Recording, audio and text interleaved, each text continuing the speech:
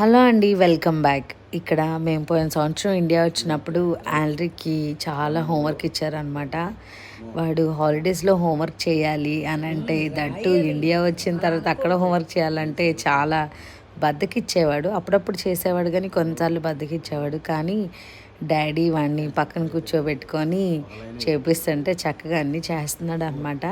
వాడు అంటే తెలుగు అంత మాట్లాడటం రాదు, కానీ చక్కగా తెలుగులో చక్కగా మాట్లాడుతా అలా డాడీతో హోంవర్క్ చూడండి అని చక్కగా చేస్తున్నాడు.